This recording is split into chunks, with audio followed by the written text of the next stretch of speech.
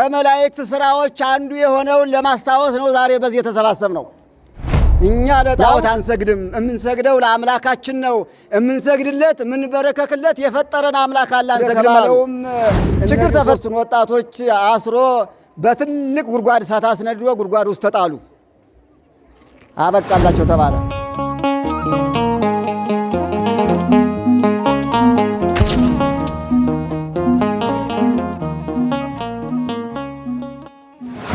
በስመ አብ ወወልድ ወመንፈስ ቅዱስ አሐዱ አምላክ አሜን።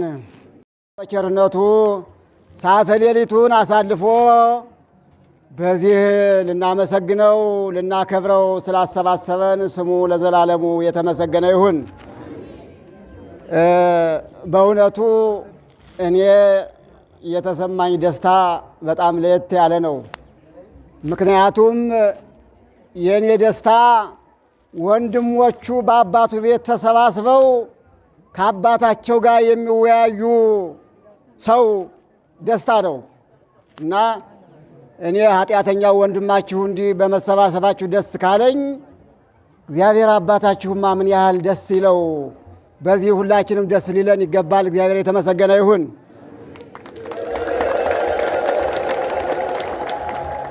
ይህን ካልሁኝ አባቱ ቤት ድግስ ሲደገስ ደስታ ሲፈጸም ያልተገኘ ደግሞ ጸሎት ሊጸለይለት ሊታዘንለት ይገባል። በሁለት መንገድ የቀሩ አሉ። አንዳንዶቹ በደዌ ሥጋ ተይዘው መምጣት አልችል ያሉ በሕመም ምክንያት ለእነሱ ልንጸልይላቸው ይገባል። በሚቀጥለው ከእኛ ጋር እንዲገኙ ደግሞ መደገፍ ካለብን ደግፈን በጸሎት ማገዝ ይኖርብናል። ሌላው በጣም የሚያሳዝነው ደግሞ ሊለቀስለት የሚገባው በዚህ ሰዓት አባቱ ቤት ያልተገኘ ደግሞ ሙታን ደግሞ አሉ። እነዚህ ናቸው የሚያሳዝኑት። ለእነዚህ ልናለቅስላቸው ይገባል። እንግዲህ ቤተ ክርስቲያናችን ከሁሉም አጉልታ አምልታ የምታስተምረው ወንጌል ስለሆነ በዕለቱ በቅዳሴው ሰዓት የተነበበውን ወንጌል አንበን በግዕዙ ለሊቃውንቱ በአማርኛው ለምእመናኑ እሱ ብቻ ይበቃል። እኔ ባልጨምርበትም አያስፈልግም ሌላ። በሉቃስ ወንጌል ምዕራፍ 1 ከቁጥር 11 ጀምሮ ዋስተራዮ መልአከ እግዚአብሔር ቀዊሞ መንገለ የማነ ምስዋ ዘዕጣን ወሶበርዮ ዘካርያስ ደንገጸ ፍርሃት ወራድ ወረደ ላዕሌሁ ወይቤሎ መልአከ እግዚአብሔር ይትፍራ ዘካርያስ መናሁ ጸሎትከ ተሰማ በቅድመ እግዚአብሔር ወቢሲትከኒ ኤልሳቤጥ ተወልድ ለከ ወልደ ወትሰምዮ ስሞ ዮሐንስ ወይከውነከ ትፍስተ ዋሴተ ወብዙሃን ይትፈሱ በልደቱ እስመ ውእቱ ይከውን አብየ ቅድመ እግዚአብሔር ወይሰቲ ወይነ ወሜሰ ወይመልእ መንፈስ ቅዱስ እምከርሰ እሙ ወለብዙሃንም ደቂቀ እስራኤል መይጦሙ ሀበ እግዚአብሔር አምላኮሙ ወውእቱ የሐውር ቅድሜሁ በመንፈስ ቅዱስ ወባሕረ ኤልያስ ከመ ይሚጥ ልበ አበው ሀበ ውሉድ ወህሊና ከሃዲያን ሀበ አእምሮ ጻድቃን ከመ ይስራ ሕገ ወሕዝበ ለእስራኤል ወይቤሎ ዘካርያስ በምን ተአምር ከመ ይከውን ዝንቱ አነሂ ልሂቅ ወቢሲቴኒ ሀለፈ መዋዕሊሃ ወይቤሎ መልአከ እግዚአብሔር አነ ውእቱ ገብርኤል ዘቀውም ቅድመ እግዚአብሔር። ልድገመው። አነ ውእቱ ገብርኤል ዘቀውም ቅድመ እግዚአብሔር ዘተፈኖኩ ሀቤከ እንግርከ ወዜኑከ ዘንተ ወትከውን በሃመ እስካመ ይከውን ዝንቱ እስመ ያመንከኒ ነገሬ ዘይትፈጸም ወይከውን በጊዜሁ ወሀለው ሕዝብ ይጸልዩ ወይጸንዕዎ ለዘካርያስ ወአመከርዎ እስመ ውስተ ቤተ መቅደስ ጎንደ አላስረዝመው። በአማርኛው እነሆ በዕጣን መሠዊያው በቀኝ በኩል መልአኩ ገብርኤል ለዘካርያስ ታየው። መልአኩ ገብርኤል ለዘካርያስ ሲታየው ዘካርያስ ፈራ፣ ተንቀጠቀጠ። በግርማ ነውና የተገለጸ መልአኩ ፈራ፣ ተንቀጠቀጠ። መልአኩ ደግሞ ዘካርያስ አይዞህ አትፍራ፣ ጸሎትህ በእግዚአብሔር ዘንድ ተሰምቶልሃል። ሚስትህ ኤልሳቤጥ ወንድ ልጅ ትወልድልሃለች፣ ስሙን ዮሐንስ ትለዋለች። እሱ ለአንተ ደስታ ፍጹም ይሆንልሃል፣ በመወለዱ ብዙዎች ይደሰታሉ። እሱ በእግዚአብሔር ፊት ታላቅ ይሆናል፣ ወይንም ጠጅም አይጠጣም። መንፈስ ቅዱስ በእናቱ ሆድ መንፈስ ቅዱስ ይሞላበታል አለው። ከዚያ ዘካርያስ ምን አለ? እኔ ይሄ እንደሚሆን በምን አውቃለሁኝ? እኔ አርጅቼ አፍጅቼ ጨርሻለሁኝ። ሚስቴም በሴቶች ልማድ ከሴቶች ልማድ ጨርሳ አርጅታለች። ይሄ እንደሚሆን በምን አውቃለሁ አለው።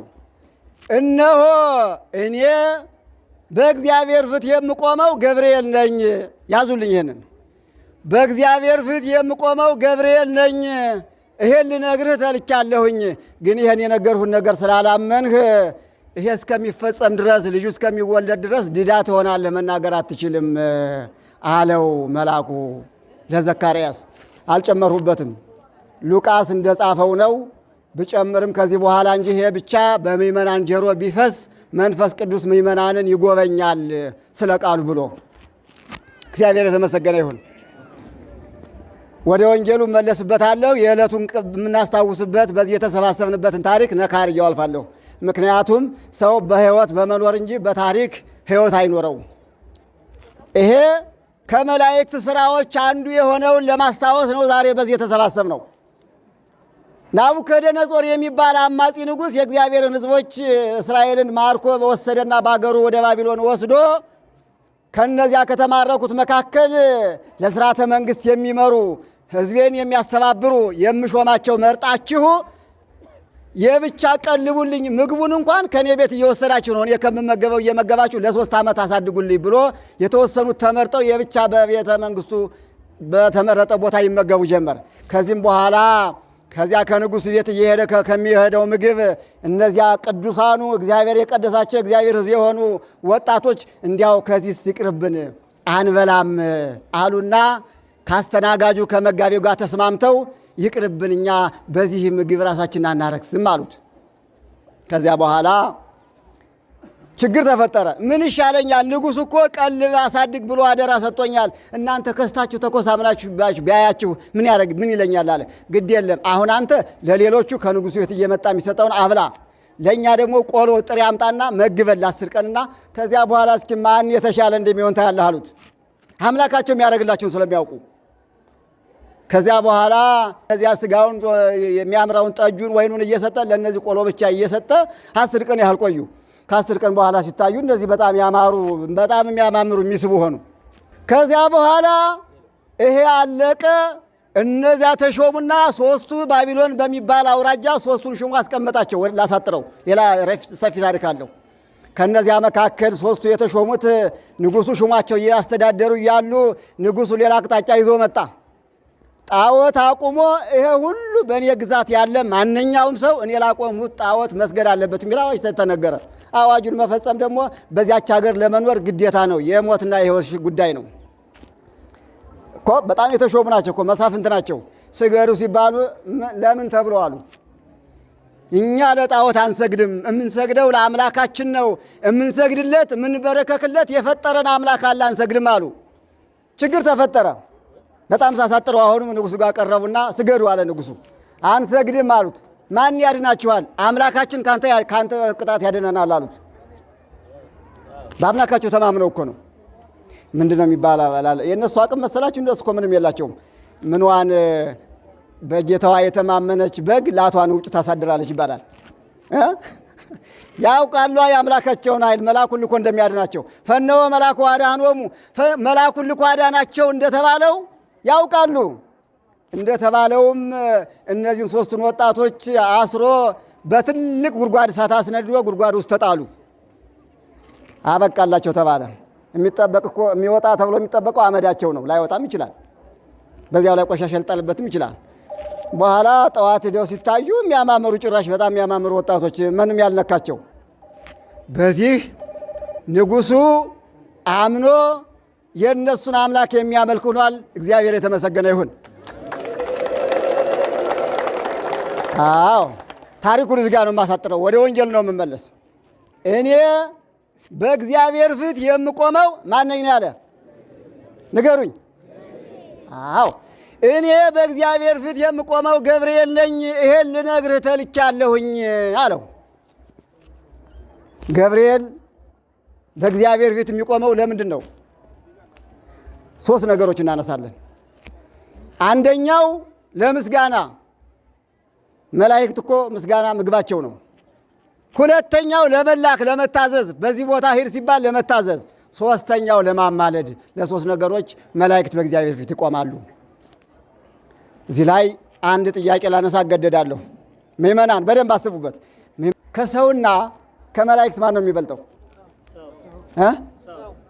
ለምን ካላችሁ ጥያቄው በሌላ መልኩ ሲመጣ ከቅድስት ድንግል ማርያምና ከገብርኤል ማን ይበልጣል ማለት እኮ ነው አይደል እንዴ? ከቅድስት ድንግል ማርያምና ከገብርኤል ማን ይበልጣል እንደማለት ነው። ስለዚህ መላእክት የተፈጠሩት የሰውን ልጅ ለማገልገል፣ ወደ ሰው ልጆች ለመላክ፣ ለመውጣት፣ ለመውረድ፣ እኛን ለማገልገል ነው። አኮኑ መላእክት መንፈሳውያን እሙንቱ ለይስላኩ ከመላ አለሆሙ ይድሃኑ። እነሆ ጳውሎስ በዕብራውያን መልእክቱ እነሆ መላእክት ሰዎች የሚድኑ ሰዎችን ለማገልገል የሚላላኩ መንፈሳውያን ናቸው ተብሏል። ስለዚህ ቅድስት ድንግል ማርያም በሌላ ቋንቋ እንዲያውም ዋናው ከሰማየ ሰማያት ወርዶ ከቅድስት ድንግል ማርያም ተወልዶ ሰው የሆነው እኮ ክርስቶስ ነው አምላካችን። አዎ እንግዲህ ትንሽ የሰውን ተፈጥሮም ትንሽ እንየው፣ የመላእክት ተፈጥሮም ትንሽ እንይ፣ ለእውቀትም እንዲሆናችሁ እግረ መንገዱን።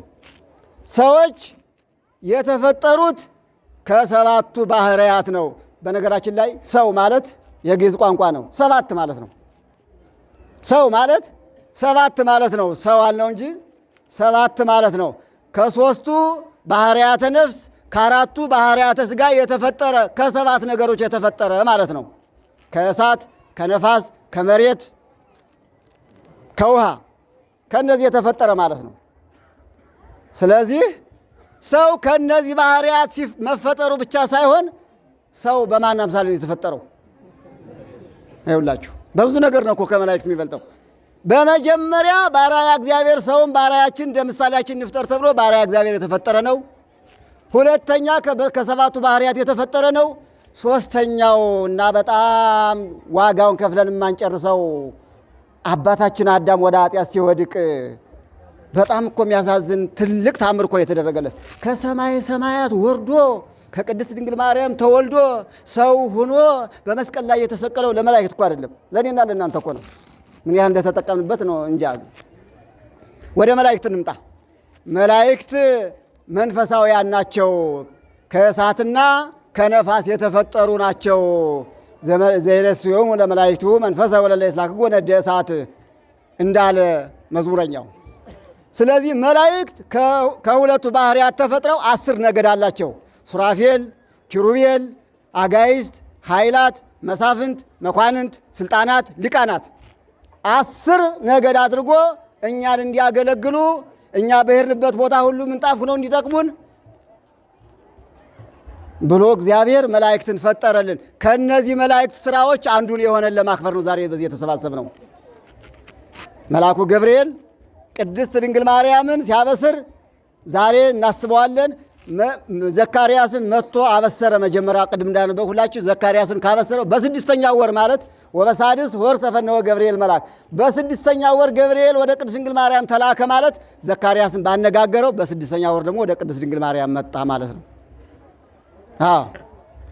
ስለዚህ እግዚአብሔር በቸርነቱ እኛን በፍቅር ባሪያው በአምሳሉ ከፈጠረ በኋላ ደግሞ ቅዱሳን የሆኑ መላእክትን እኛን እንዲጠብቁ፣ ታዲያ በእግዚአብሔር ቸርነት በአማላጅነታቸው ያመነ ለእግዚአብሔር ሰው የሆነ ነው የሚጠብቁት። ዱርዬን ሁላ አይጠብቁም።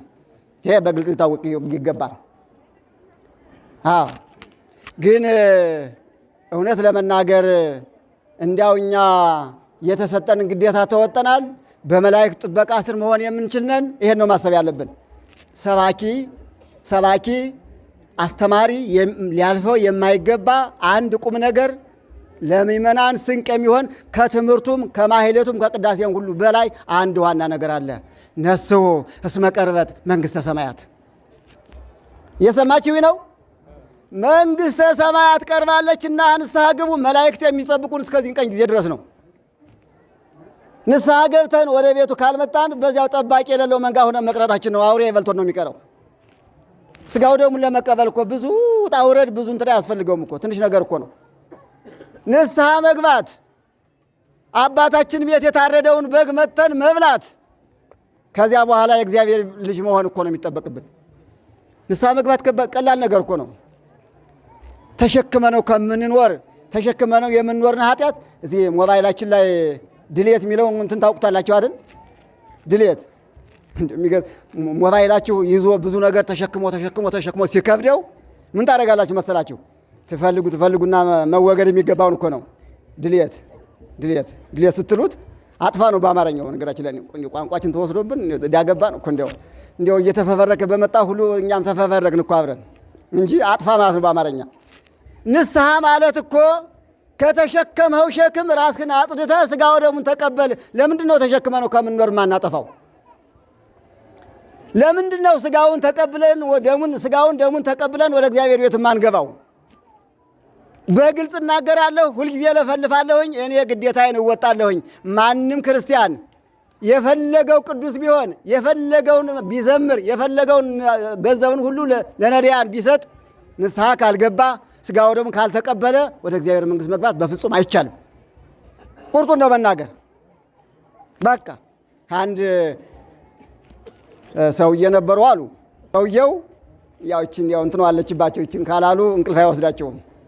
ደስ አይላችሁም ደግሞ እሷ መቼም አጠጡ ሲባል መቼስ ብዙ ሰው ያጉረመርማል። እና ታመሙና ሐኪም ቤት ሄዱ።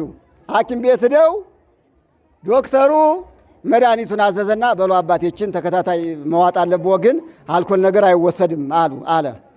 አንተን ብሎ ዶክተር ደግሞ አንተነ ዶክተር አሉ። አዛ ተነስተው በውጢም ምናምን ተሞከረ።